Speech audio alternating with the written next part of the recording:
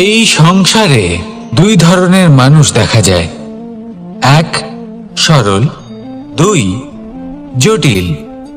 এবার এই যে সরল ব্যক্তি থাকে তাদের এই সমাজ দুর্বল মনে করে। এমনিতে দেখতে গেলে জলও সরল, বায়ুও সরল। ওনারা যেদিকে চাইবেন প্রবাহিত হতে পারেন, এনাদের যে আকার দেবেন সেটাই ধারণ করবেন। কিন্তু এরা বাস্তব রূপ ধারণ করলে তখন কি হয়?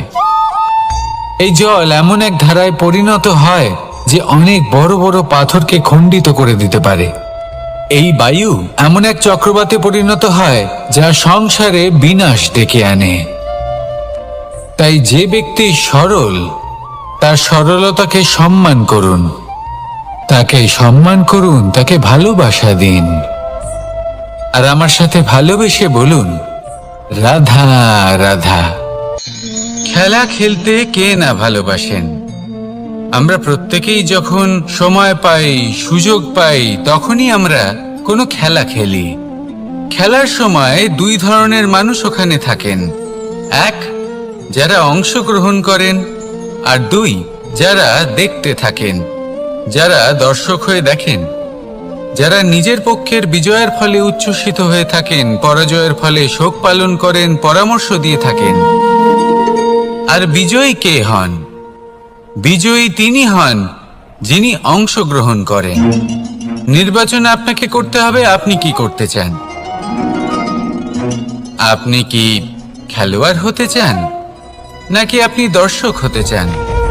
যদি আপনি বিজয়ের আনন্দ লাভ করতে চান, সেই রোমাঞ্চ অনুভব করতে চান, তাহলে খেলতে হবে।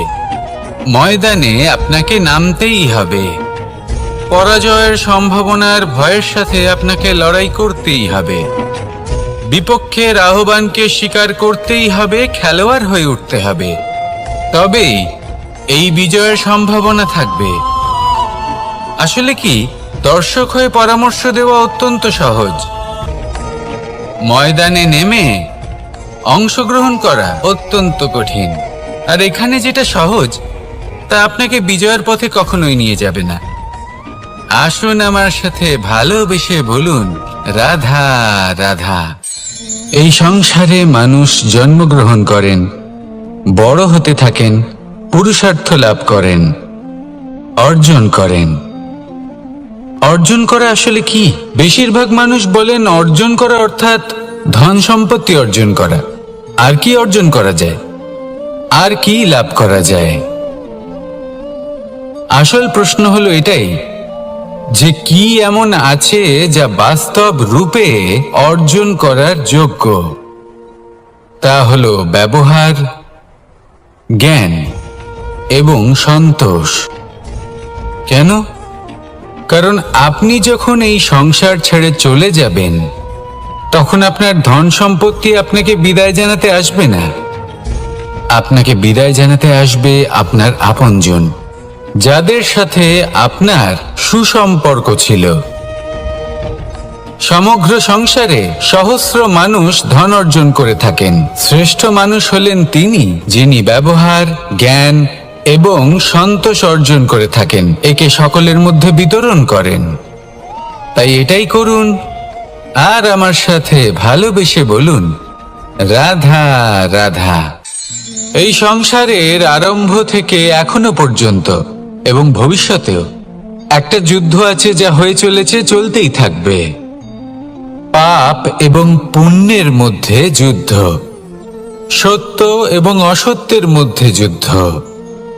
এই যুদ্ধ চলেই আসছে। আর এই যুদ্ধে যারা লড়েন তাদের আমরা সবসময় জয় জয়কার করি। আর যারা এই জয় জয়কার করেন তাদের প্রত্যেকের একটা বিশেষ গুরুত্ব থাকে। যখনই কোনো যোদ্ধা যুদ্ধক্ষেত্রে ক্লান্ত হয়ে পড়ে, শক্তিহীন হয়ে পড়ে, তখন এরা জয় জয়কার করে, শঙ্খ বাজাতে থাকে। সেই যোদ্ধাকে অনুপ্রেরিত করে, শক্তি এবং সাহসে ভরিয়ে তোলে। আর তখন সেই যোদ্ধা সেই যুদ্ধকে এগিয়ে নিয়ে যেতে পারে। যখন শ্রীরাম লঙ্কা যাত্রা করার জন্য সেতু তৈরি করছিলেন, তখন একটা ছোট্ট মিষ্টি কাঠবিড়ালি নিজের মুখে মাটির টুকরো বয়ে নিয়ে গিয়ে তার সাধ্যমতো তাকে সাহায্য করছিল। শ্রীরাম দেখলেন এবং বললেন যে ও তো সবার মনোবল বৃদ্ধি করছে, সবাইকে প্রেরিত করছে। ও বলল যে আমি এত ছোট হয়েও যদি এই কাজ করতে পারি, তাহলে আপনারা সবাই কেন পারবেন না? এটাই হলো সেই সকলের মাহাত্ম্য, যারা জয় জয়কার করেন, অনুপ্রেরিত করেন, সাহস যোগান।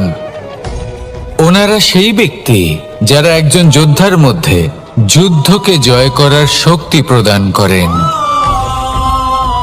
আসুন আমার সাথে ভালোবেসে বলুন, রাধা রাধা। বিজয়, বিজয় লাভের জন্য মানুষ কি না করে থাকে, যে কোনো সম্ভাব্য প্রচেষ্টা করে, কিন্তু নিজের বিজয় লাভের জন্য বাজিতে যা ইচ্ছে তাই রেখে দেওয়া কি উচিত কাজ? কখনোই নয়। নিজের হারানো সম্মান, নিজের হারানো সম্পত্তি, নিজের হারানো অধিকার ফিরে পাওয়ার শুধু একটাই পথ রয়েছে, আর তা হলো পুরুষার্থ, দ্রুতক্রিয়া নয়। যে মানুষ নিজেই হেরে গেছে, নিজেই নিজের জয়লাভ করার জন্য অন্য কাউকে কিভাবে বাজিতে রাখতে পারে? এ হলো সম্পূর্ণরূপে অনুচিত। অনেক সময় অনেক ধন লাভ করার জন্য, অনেক সম্পত্তি লাভ করার জন্য আমরা নিজের আসল ধন, আমাদের আপনজন, তাদেরকে হারিয়ে ফেলতেও প্রস্তুত হয়ে যাই। এটা একেবারেই উচিত নয়। যত বড়ই সংকট আসুক না কেন, আমাদের আপনজনদের আমাদের সাথেই রাখা উচিত। নিজের বিজয়ের জন্য ওনাদের বাজি রাখা ঠিক নয়। এই ভুল কেউ একজন করেছেন, আপনি তা ভুলেও করবেন না। রাধা রাধা। নারী জন্মসূত্রে কারোর কন্যা, ধর্মসূত্রে কারোর পত্নী, আর কর্মসূত্রে কারোর মা। আমাদের মনে এই ছবি আঁকা রয়েছে একজন নারীকে নিয়ে, তাই না? একটা অতুলনীয় ভূমিকা রয়েছে নারীদের আমাদের জীবনে, আর নারী ছাড়া আমরা কিছুই নই। কিন্তু অধিকার, সেখানে আমরা একটা ভুল করে বসি। যখন নারী একজন কন্যা থাকে, যখন সে জন্ম নেয়, তখন তার ওপর অধিকার থাকে তার পিতার। আর তারপর যখন বিয়ে হয়ে যায়, তখন তার অস্তিত্বের ওপর অধিকার থাকে তার স্বামীর। আর যখন তিনি মা হন, তখন নিজেই তিনি জীবনের সমস্ত অধিকার দিয়ে দেন তার সন্তানকে। কিন্তু আমরা কি কখনো এটা ভেবেছি এই জীবন হলো তার নিজের? যে নারী সবার কল্যাণ করছেন, তার জীবনের অধিকারও তার কাছেই থাকা উচিত, তাই না? তার নিজের জীবনের সিদ্ধান্ত সে নিজেই নিতে পারেন, নিজেই নিজের ভাগ্যের রচয়িতা হতে পারেন। আর এর জন্য আমাদের নিজেদের পাল্টাতে হবে, দৃষ্টিভঙ্গি পাল্টাতে হবে। কারণ এই ধারণা সেটা আজ বা কালকের ব্যাপার নয়, এটা ঘটে চলেছে বহু বছর ধরে আর চলতেই থাকবে যদি আমরা এটা না বদলাই। আর এটা তখনই সম্ভব হবে যখন আমরা নিজেদের মধ্যে পরিবর্তন আনব। তাই আজকের পর থেকে, এই মুহূর্ত থেকে, কোনো নারীর ওপর অকারণ অধিকার স্থাপনের আগে সহস্রবার ভেবে দেখবেন। কারণ যখন নারী নিজের অধিকার কেড়ে নিতে বাধ্য হবেন, তখন শুধু এবং শুধুমাত্র বিনাশই ঘটবে। রাধা রাধা।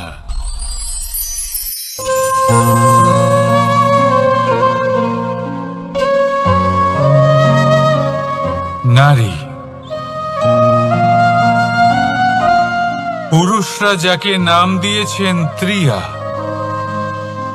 কেন দিয়েছেন, কে দিয়েছেন, কেউ তা জানে না। কথায় আছে, পুরুষরা ভাবেন যে ত্রিয়া, ভাবেন একরকম, বলেন অন্য কিছু, আর করেন অন্য কিছুই। কিন্তু সত্যিটা কি এটাই? আসল সত্যি হলো এটাই যে ত্রিয়া হলো সেই চরিত্রহীন পুরুষ আর কেউ নয়। সেই পুরুষ যারা নারীকে বলেন যে আপনি হলেন মা, আপনি হলেন দেবী, আপনি হলেন বোন। আর ভাবেন কি? ভাবেন যে এই নারী হলো আমাদের পায়ের ধুলো আর কিচ্ছু নয়। আর কি করেন? ওনাদের মাথায় ওনাদের খোপায় মালা পরিয়ে দিয়ে ভাবেন যে ওনারা হলেন তাদের পায়ের ধুলোর সমান। একজন নারীর সম্মান ভঙ্গ করেন, তাদের দাসী মনে করেন। ভুলবেন না, যত্র নারীয়াস্ত পূজ্যন্তে রমন্তে তত্র দেবতা। অর্থাৎ যেখানে নারীকে পুজো করা হয় সেখানে ঈশ্বর বাস করেন, আর যেখানে নারীকে অপমান করা হয় সেখানে ঈশ্বর এবং ভাগ্য এই দুই রুষ্ট হয়। মনে রাখবেন, যদি নারী কল্যাণকারী হতে পারেন তাহলে নারী মহাচণ্ডী রূপও ধারণ করতে পারেন। যদি একজন নারী মাতা হয়ে জন্মদান করতে পারেন তাহলে নারী মৃত্যু হয়ে বিনাশও করতে পারেন। যেখানে নারী অপমানিত হবেন সেখানে মহান ভারতও মহাভারতের পথে অগ্রসর হতে পারে। তাই মনে রাখবেন, নারীর অপমান যেন কখনোই না ঘটে। আর যদি কোথাও নারীর অপমান হয় তার অর্থ হলো আপনার বিনাশ আপনার দিকেই আসছে। আর এটা হলো তার প্রথম পদক্ষেপের প্রথম পদধ্বনি। রাধা রাধা। যদি সন্তান কোনো দুষ্কর্ম করে তাহলে সেই অপরাধ শুধু কি সেই সন্তানের?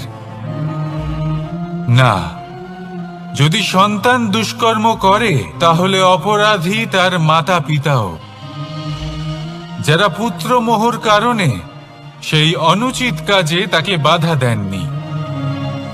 অপরাধী হলেন তার পিতামহ, যিনি নিজের কর্তব্যবোধের কারণে নিজের পরিবারের যত্ন নেননি, যিনি সন্তানকে কখনো শাস্তি দেননি। অপরাধী হলেন তার সেই গুরুও, যিনি নিজের শিষ্যের সেই দুষ্কর্ম দেখেও তাকে প্রতিহত করতে পারেননি। একজন হবু রাজার কর্তব্য হলো নিজের প্রজার কাছে সে যেন এক উদাহরণ প্রস্তুত করতে পারে। কিন্তু যদি এত অনুচিত উদাহরণ প্রস্তুত হয়ে থাকে তাহলে মা বাবার, বাড়ির বয়োজ্যেষ্ঠদের কর্তব্য হলো ওনারা যেন সেটা সেখানেই থামায়, হয় ভালোবেসে নয়তো শাস্তি দিয়ে।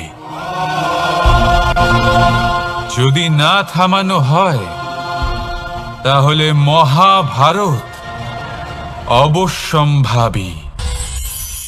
অনেক ব্যক্তির মনে একটা প্রশ্ন জাগে আমাকে আর রাধাকে নিয়ে। বলেন যে না আমি আর রাধা একসাথে থাকি, না আমাদের বিয়ে হয়েছে। আমি এখানে দ্বারকাতে, ও ওখানে বর্ষণাতে, তাও এত ভালোবাসা কি করে? এ কেমন সম্পর্ক? আমি তাদের একটা সহজ কথা বলতে চাই। আপনি কখনো আয়নার দিকে দেখেছেন? নিজের দুই চোখের দিকে তাকিয়ে জিজ্ঞাসা করুন, এই দুই চোখ একসাথে কেন বন্ধ হয়? একসাথে কেন খোলে? একসাথে কেন ঘুমোয়? একসাথে কেন কাঁদে? আজীবন কোনো এক মানুষের সাথে সম্পর্ক রাখা অবশ্যই সম্ভব, তাদের সাথে দেখা না করে। আমার আর রাধার ভালোবাসাও কিছুটা এরকমই, আর কিছুটা এরকমই হয় ভালোবাসা দুই নয়নের মতো, যারা কখনোই মিলিত হবে না কিন্তু চিরকালের জন্য একসাথে জুড়ে থাকবে। এই অনুভূতি নিঃস্বার্থ হয়, আর এই নিঃস্বার্থ ভালোবাসা আপনাকে আনন্দের পথে অগ্রসর করে। জীবনে সবসময় নিঃস্বার্থভাবে ভালোবাসুন, শুধুমাত্র আনন্দই পাবেন। তাহলে আসুন আমার সাথে নিঃস্বার্থভাবে ভালোবেসে বলুন, রাধা রাধা। মানুষ, কোনো ব্যক্তির নির্মাণ হয় কিভাবে?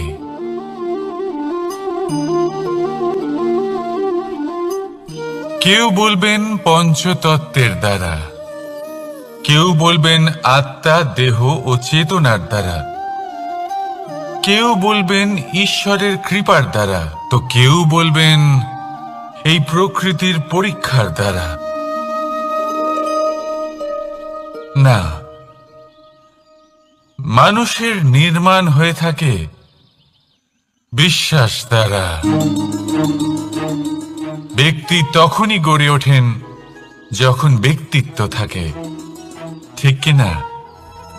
আর ব্যক্তিত্ব তখনই হবে, আর সেরকমই হবে যেরকম বিশ্বাস আপনি নিজের উপরে রাখবেন। যদি আপনি মনে করেন আপনি বিষের ন্যায় হবেন, তাহলে আপনি বিষাক্তই হবেন। যদি আপনি এটা মনে করেন যে আপনি অমৃতের ন্যায় হবেন, তাহলে আপনি অমরই হয়ে যাবেন। যদি আপনি নিজের উপরে বিশ্বাস রাখেন যে আপনি সংসারের সব থেকে উঁচু পর্বতের শিখরে পৌঁছতে পারবেন, তাহলে আপনি অবশ্যই পৌঁছবেন। যদি আপনার এরকম মনে হয় যে আপনি এরকম কখনো করতে পারবেন না, তাহলে এরকম কখনোই হবে না। ভেবে দেখবেন, বিশ্বাসের মধ্যেই বিশ্ব বাস করে থাকে। তো আপনার অস্তিত্ব কেন করবে না? যেমন বিশ্বাস আপনি নিজের উপরে রাখবেন, তেমনই আপনি হয়ে উঠবেন। সেই জন্য নিজের উপরে বিশ্বাস রাখুন, আর হ্যাঁ, ভালোবেসে বলুন, রাধা রাধা। শত্রুতা, একজন মানুষ অন্য মানুষের সাথে শত্রুতা করে বসেন। দুজন ঘনিষ্ঠ বন্ধু, এমনও এক সময় আসতে পারে যখন এনারা একে অপরের শত্রু হয়ে ওঠেন। এর অনেকগুলো কারণ হতে পারে, কিন্তু মূল কারণ হলো আলোচনা। আগে হ্যাঁ, আপনি যদি কারোর বিষয়ে আলোচনা করেন, তাহলে সে আপনার শত্রু হয়ে যেতে পারে। এবার মনে একটা প্রশ্ন আসতে পারে যে এটা কিভাবে সম্ভব হতে পারে? আলোচনা, এটা তো অত্যন্ত জরুরি। যদি আমি নিজের বন্ধুর খারাপ কাজের বিষয়ে আলোচনাই না করি, তাহলে সে শুধরবে কি করে? এ কথা সত্যি যে আলোচনা আবশ্যক, কিন্তু তার থেকেও বেশি গুরুত্বপূর্ণ এবং আবশ্যক হলো আপনার এই সিদ্ধান্ত। সিদ্ধান্ত এটাই যে আপনার এই আলোচনা কোন স্থানে করবেন। যদি এটা সবার সামনে করবেন ভাবেন, তাহলে তা অপমানও হয়ে যেতে পারে। যদি এটা আলাদাভাবে করেন, তাহলে তা পরামর্শ হয়ে যায়।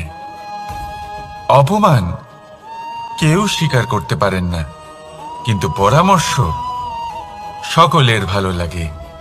তাহলে যদি আপন কারোর জন্য ভালো কিছু চান, কাউকে শুধরে দিতে চান, আর আপনার মনে হয় আলোচনা আবশ্যক, তাহলে সর্বপ্রথম সময়, পরিস্থিতি আর স্থানের কথা মনে রাখবেন। নয়তো এই আলোচনা আপনাকে খুব ভোগাতে পারে। তাহলে আসুন আমার সাথে ভালোবেসে বলুন, রাধা রাধা। আপনার জীবনেও কি সমস্যা রয়েছে? অবশ্যই থাকবে। প্রত্যেকের জীবনেই সমস্যা থাকে। প্রত্যেক মানুষ জিজ্ঞাসাও করেন যে এই সমস্যা আসলে কি, আর কেন আসে জীবনে। আপনাকে একটা কথা বলে দিই যে সমস্যা আসলে সেটা নয় যে আপনার পথে বাধা সৃষ্টি করে, বরং সমস্যা হলো সেটাই যেটা আপনি তখন দেখতে পান যখন আপনার একাগ্রতা আপনার পথ থেকে আপনার লক্ষ্য থেকে সরে যেতে থাকে। আর এই সমস্যাগুলি দূর করার জন্য, এর সমাধান করার জন্য একটাই পথ আছে। নিজের সমস্ত ভাবনা আরো একবার একাগ্র করুন নিজের পথের দিকে, নিজের লক্ষ্যের দিকে। আপনার সমস্ত ভাবনা যদি কেন্দ্রীভূত হয় নিজের লক্ষ্যে, তাহলে এই সমস্যা দূরে থাকবে। যদি এরকম না হয়, যদি আপনার মন একটু অন্যদিকে চলে যায়, তাহলে এই সমস্ত সমস্যা আবার সামনে চলে আসে আর বাড়তেও থাকে। দেখুন, যেখানে আপনার লক্ষ্য রয়েছে, বাণ যদি সেখানেই চালাতে হয়, তাহলে দৃষ্টি তো সেদিকেই রাখতে হবে। তবেই তো আপনি সেই লক্ষ্য ভেদ করতে পারবেন। সেই জন্য মনে রাখবেন, সর্বদা লক্ষ্য রাখবেন নিজের পথে, সেই পথেই সামনে এগোতে থাকুন নিজের লক্ষ্যের দিকে। আপনি যত সামনে এগোতে থাকবেন, এই সমস্যা তত পিছিয়ে যাবে। তাহলে আসুন, আমার সাথে ভালোবেসে বলুন, রাধা রাধা। এই পাখিরা সত্যি খুব সুন্দর, আমার খুব ভালো লাগে। আপনি নিশ্চয়ই শুনে থাকবেন যে কিছু পাখির কাছে ডানা অবশ্যই থাকে, কিন্তু উড়তে পারে না। তারা চায় উঁচু আকাশে উড়ে বেড়াতে এবং মেঘেদের সাথে কথা বলতে, করতেই পারে না। এবার এই সংসারেও পাওয়া যায় ঘুড়িও। এদের মধ্যে না জীবন আছে, না প্রাণ আছে, আর না আছে ডানা, কিন্তু এরা আকাশের সাথে কথা বলে, হাওয়ার বেগের সাথে কথা বলে, আনন্দ করে, উৎফুল্ল হয়ে ওঠে। আকাশে জীবনের কিছু মুহূর্ত কাটায়। তার কারণ কি হতে পারে? কারণ হলো সুতো। এই সুতো যদি সঠিক হাতে থাকে, তাহলে এই কাগজের তৈরি ঘুড়িও আকাশের উচ্চতায় উড়ে বেড়াতে পারে। এবার এই সুতো আসলে কি? এই সুতো হলো আসলে ভালোবাসা। এই সুতো হলো আসলে বিশ্বাসের। আর এটা আপনি দিয়ে থাকেন তাদের হাতে যাদের আপনি বিশ্বাস করেন, যাদের আপনি নিজের সর্বস্ব দিয়ে দেন। ভেবে দেখুন, এই ভালোবাসা আর বিশ্বাসের সুতো আপনি যদি সঠিক মানুষের হাতে দিয়ে দেন, তাহলে আপনি অনেক উচ্চতায় উঠতে পারবেন, আকাশের উচ্চতায় উড়ে বেড়াতে পারবেন, মেঘের সাথে কথা বলতে পারবেন, পাখিদের মতো উড়তে পারবেন, যা ইচ্ছে তাই করতে পারবেন। শুধু এই মানুষ সঠিক হতে হবে, এমন একজন মানুষ যার মনে আপনার জন্য ভালোবাসা রয়েছে, এমন এক মানুষ যার মনে কোনো স্বার্থ নেই, যিনি পরোপকারী, এমন একজন ব্যক্তি যিনি আপনার অস্তিত্বকে বাইরে নিয়ে আসতে পারবেন, তাকে উজ্জ্বল করে তুলবেন। তাহলে ভালোবাসুন, আনন্দ করতে থাকুন, আর এই আনন্দ সহকারে বলুন, রাধা রাধা। আমরা সকলে এমন ব্যক্তির সাথে থাকতে চাই যারা খুব মিষ্টি কথা বলেন, যাদের ব্যবহার আমাদের ভালো লাগে, যারা দেখতে সুন্দর হন, যাদের আমরা পছন্দ করি। আর সব সময় এমন ব্যক্তির থেকে দূরে থাকতে চেষ্টা করি যাদেরকে আমরা পছন্দ করি না, যাদের কথা আমাদের খারাপ লাগে, যাদের কথা একটু কঠোর হয়। আমরা সবসময় চেষ্টা করি এদের থেকে দূরে থাকার, ঠিক কিনা? কিন্তু যদি বাস্তবটা দেখি, তাহলে এই কঠোরতা জীবনে শান্তির প্রলেপ দেয়। ওষুধও একটু কড়াই হয়, কিন্তু এ কি করে? আমাদের সুস্থ করে তোলে। ঠিক সেইভাবেই ভালোবাসার এই অধ্যায় একটু কঠিন, একটু কড়াও মনে হতে পারে, কিন্তু এর ফল সবসময় আপনাদের স্বাস্থ্যের পক্ষে ভালোই হয়। সেই জন্য যদি কেউ আপনার নিন্দে করে, আপনাকে কড়া কথা শোনায়, আপনার ব্যাপারে আলোচনা করে, তার মানে এটা নয় যে সে আপনার শত্রু। হতে পারে তিনি আপনার বন্ধু হন, আপনার জন্য ভালো চান, আপনাকে শুধরে নিতে চান, আপনার মধ্যে কোনো পরিবর্তন দেখতে চান। সেই জন্য কখনো কারোর কথা শুনে বা কাউকে দেখে প্রাথমিকভাবে এই সিদ্ধান্ত নেবেন না যে তিনি আপনার শত্রু হন নাকি আপনার বন্ধু হন। এমনও শত্রু হয়ে থাকেন যে গুড়ের মতো মিষ্টি মিষ্টি কথা বলে আসলে আপনাকে বিষ পান করিয়ে দেবেন। আর এমনও বন্ধু থাকেন যারা আসলে নিমের মতো কড়া কথা বলেন কিন্তু আপনাকে অমৃত পান করান।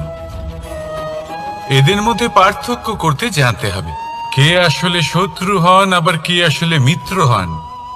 এই পার্থক্য যখন আপনি করতে শিখবেন, তখন আপনি এই সংসারের সব থেকে সুখী প্রাণী হয়ে উঠবেন। এই পার্থক্য বোঝা সহজ নয়, কিন্তু অবশ্যই আবশ্যক। রাধা রাধা। অসুখ। এমন কোনো মানুষ আছেন এই সংসারে যার অসুখ করে না? প্রত্যেক মানুষ কখনো না কখনো অবশ্যই অসুস্থ হয়েছে, তার এই শরীর রোগের শিকার অবশ্যই হয়েছে। এবারে দেখুন, এই রোগ আসে আবার এই রোগ চলেও যায়, কিন্তু সেই রোগ আমাদের কষ্ট দিতে কেন সক্ষম হয়? কারণ হলো স্বচ্ছতা। যদি এই স্বচ্ছতা শরীরে না থাকে তাহলে মানুষকে শারীরিক কষ্ট পেতেই হবে। ঠিক সেইভাবেই অত্যন্ত প্রয়োজনীয় হলো এই স্বচ্ছতা যেন মনেও থাকে। যদি এই স্বচ্ছতা মনে না থাকে তাহলে মানুষ চারিত্রিকভাবে কষ্ট সহ্য করেন। এবারে নিবারণ কি হতে পারে? বড়ই সহজ এর উপশম। যদি রোগ শরীরে হয় তাহলে সর্বপ্রথম স্বচ্ছতা বজায় রাখতে শিখুন, এই শরীরকে পরিষ্কার রাখতে শিখুন। বিচক্ষণতার সাথে এই রোগের সম্মুখীন হন, ভয় পাওয়ার কোনো দরকার নেই। ব্যায়াম করতে থাকুন, সব ঠিক হয়ে যাবে। সেইভাবেই যদি এই অসুখ মনে হয় তাহলে কি করা যায়? সর্বপ্রথম তার আধারের উপরে নজর দিন। আপনার এই আধারই হলো আপনার আহার। যা আপনি আহার করবেন সেরকমই মানুষ হয়ে উঠবেন। সেইভাবেই আপনি যেরকম ভাবেন সেরকমই মানুষ হয়ে উঠবেন। সেই জন্য নিজের ভাবনাকে শুভ করুন, নিজের দৃষ্টিভঙ্গিকে শুভ করে তুলুন, সবকিছু সঠিক হবে। আপনার আমার সবার মধ্যেই এক রাক্ষস বাস করে, তার সম্মুখীন হন, তাকে পরাস্ত করুন। তাহলে এই রোগ সে শরীরেই হোক বা মনের মধ্যে, যদি সঠিক সময় তাকে আটকানো না যায় তাহলে যে কোনো সময় তা মহামারীর রূপ ধারণ করবে। সাবধানে থাকুন, সুস্থ থাকুন। তাহলে আসুন আমার সাথে ভালোবেসে বলুন রাধা রাধা। বাজ পাখিকে পক্ষীরাজ বলা হয়। বাজের আয়ু হলো মোটামুটি 70 বছর। এবার 40 বছর হতে হতেই ওদের পালক লম্বা এবং ভঙ্গুর হয়ে যেতে থাকে, ঠোঁট বেঁকে যায়, ডানা ভারী হয়ে যায়, অর্থাৎ আগের মতো উড়তে পারে না, সেই শক্তি থাকে না। এবার সেই বাজ কি করবে? বাজ সব থেকে কঠিন নির্বাচন করে, নির্বাচন নিজের পুনর্স্থাপনার। সর্বপ্রথম একটা বিশাল পর্বতে যায়, একান্তে নিজের এক বাসস্থান তৈরি করে, আর তারপরে পাথরের সাথে নিজের ঠোঁট বারবার আঘাত করতে করতে সেই ঠোঁট ভেঙে ফেলে। তারপরে সে অপেক্ষা করে সেই ঠোঁট পুনর্নির্মাণ হওয়ার। তারপর সেটাই করে নিজের পালকের সাথে। তারপরে নিজের ডানা থেকে এক এক করে ভারী পালকগুলো ছিঁড়ে ফেলে দেয়। আর তারপর 150 দিনের এই যন্ত্রণা সহ্য করার পরে ও ফিরে পায় নিজের উড়বার অনন্য ক্ষমতা, সেই শক্তি। আর তারপরে ও জীবনের পরবর্তী 30 বছর বাঁচে। কি বুঝলেন আপনি? যদি ইচ্ছে শক্তি থাকে তাহলে একজন দুর্বলও শক্তিশালী হতে পারে। আপনিও এটাই করুন, নিজের অতীতের যন্ত্রণার বোঝাগুলিকে ত্যাগ করুন আর কল্পনার খোলা আকাশে উন্মুক্ত হয়ে উড়ে বেড়ান। নিজের পুনর্স্থাপনা করুন, তবেই সর্বশ্রেষ্ঠ হতে পারবেন। আর মনে রাখবেন, এই ছোট ছোট পদক্ষেপই বড় বড় শিখরে পৌঁছে দিতে পারে। তাহলে আসুন আর আমার সাথে ভালোবেসে বলুন, রাধা রাধা। আপনি কি কখনো জলকে নিজের মুঠোতে ধরে রাখার চেষ্টা করেছেন? চলুন আজ করা যাক।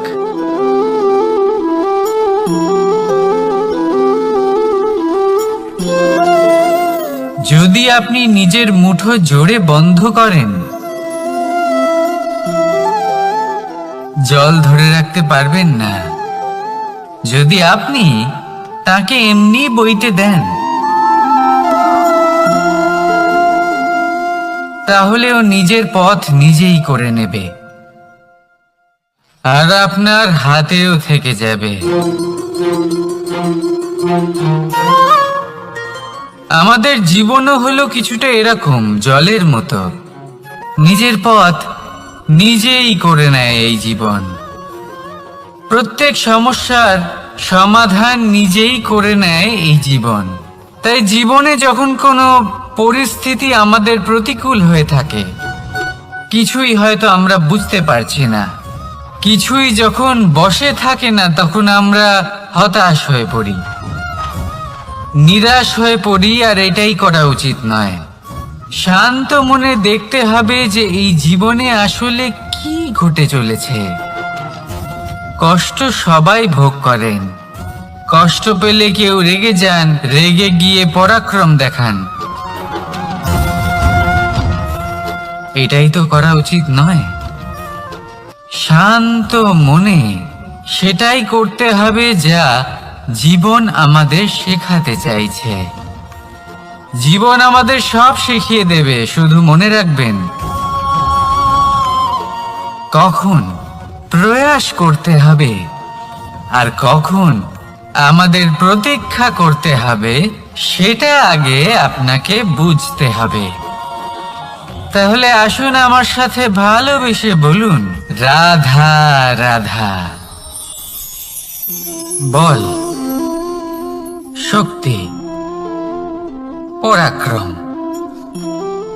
এই সংসারের বিকাশের মূল।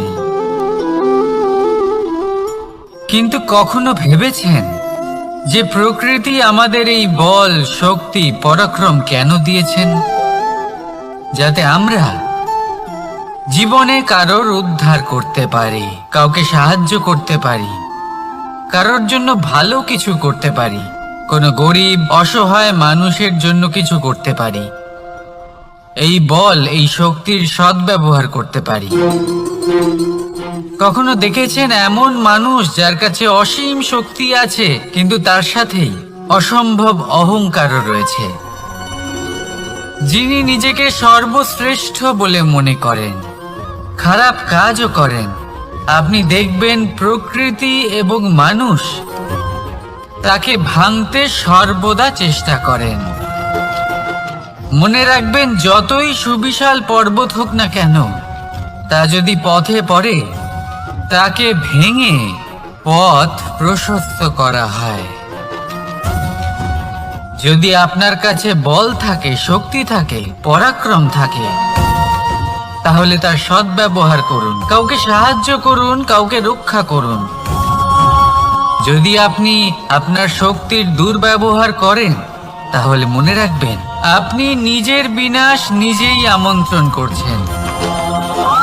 এবার বল অর্জন করার পরে, শক্তি অর্জন করার পরে, আপনি নিজেকে বিনাশ করতে চান নাকি এই সংসারের উদ্ধার করতে চান?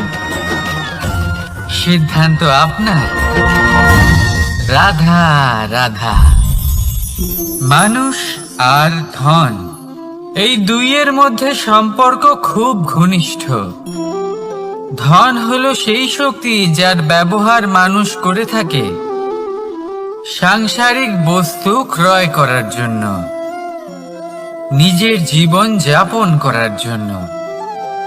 আর মানুষ হলো সেই শক্তি যারা ধনকে গুরুত্বপূর্ণ করে তোলেন। এবার একটা কথা বলি, ব্যবহার করা উচিত ধনকে আর ভালোবাসা উচিত মানুষকে। এটা বেশিরভাগ মানুষই বোঝেন না।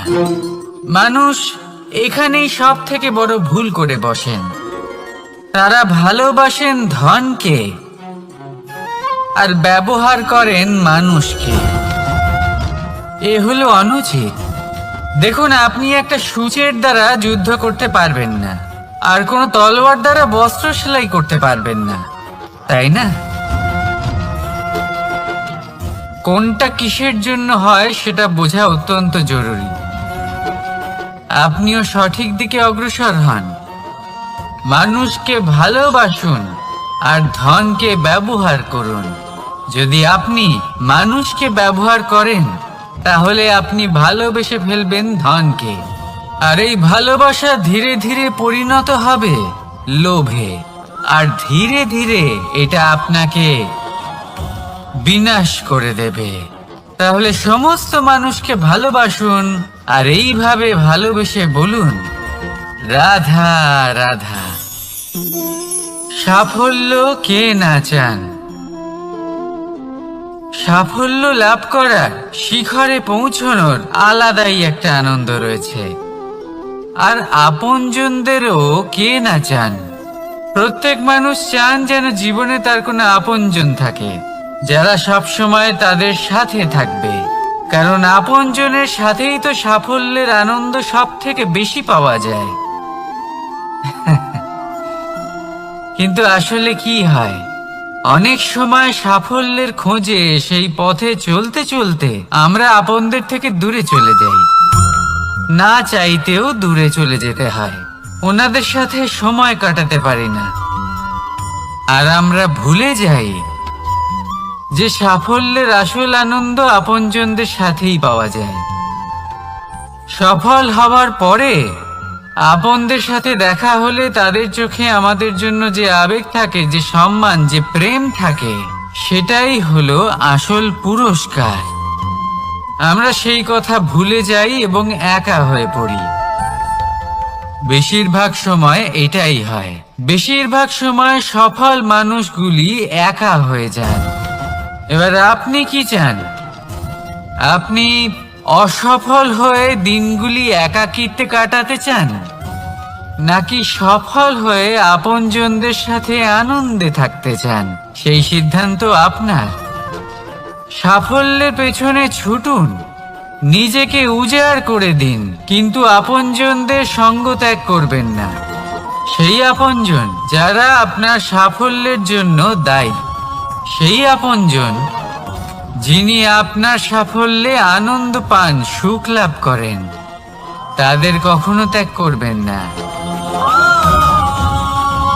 আসুন আমার সাথে ভালোবেসে বলুন, রাধা রাধা।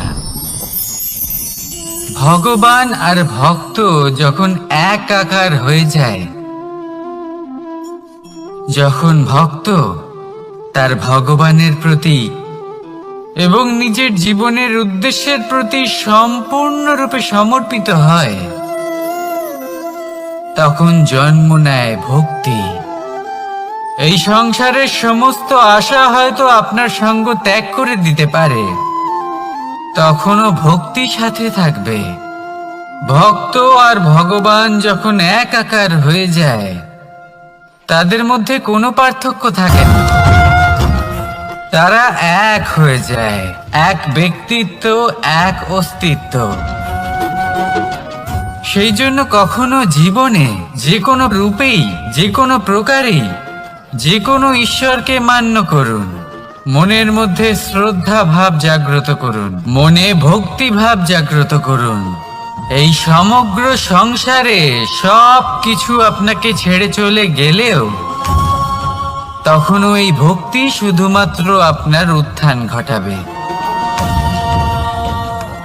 তাই মনে ভক্তি জাগ্রত করুন আর আমার সাথে ভালোবেসে বলুন, রাধা রাধা।